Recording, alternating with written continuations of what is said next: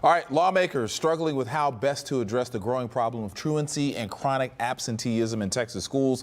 As KPRC2 investigates, reported more than 1 million children are considered truant every year in Texas. Several bills have been filed in Austin, but there are wide differences of opinion on how to hold students and parents accountable when children don't show up for class. KPRC2 investigates. Robert Arnold breaks down what changes lawmakers are debating on.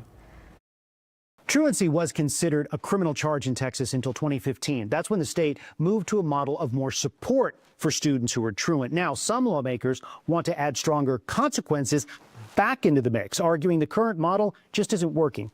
We got to stop looking the other way and pretending it isn't a problem. Collect the data. What gets measured gets fixed. Truancy is off the scale at this point.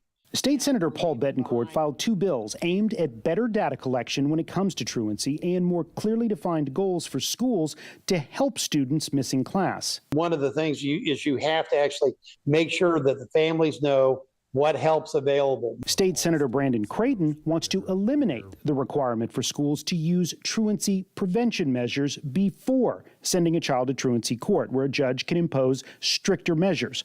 Creighton's bill would also eliminate homelessness as a reason not to refer a child to truancy court and would eliminate the right to a jury trial in truancy cases. This softer approach, while well-meaning, has led to an incredible increase in truancy with little enforcement. Some school administrators and justices of the peace agree with this stronger approach. Courts need our truancy laws to reflect stronger consequences to deter truant conduct activity. We can't keep doing what we've always done and expect a different result. We've seen a revolving door, no-shows, students and parents who miss the court repeatedly, clogging the dockets. I mean, it becomes overwhelming. Cy-Fair ISD Superintendent Dr. Douglas Killian also argues not getting kids back to class can cost school districts funding that could go to support services. We lose about $7 million for every 1 percentage point change in the attendance rate. And that's money we can use directly for our kids and for those services that they so sorely need. Education advocates want to make sure a child's hurdles in life remain a part of this equation. Do this, but do it with some compassion and some guardrails, especially if the child has a disability. How can we better support those students, making sure they're getting to school as opposed to kind of pushing them into truancy court? There was also testimony at that hearing that schools are referring fewer and fewer cases to truancy court, arguing the process is too cumbersome and there are no real consequences.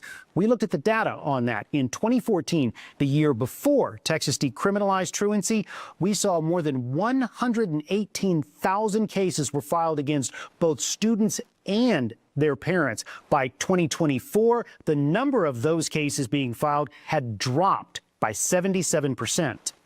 Robert Arnold, KPRC 2 News.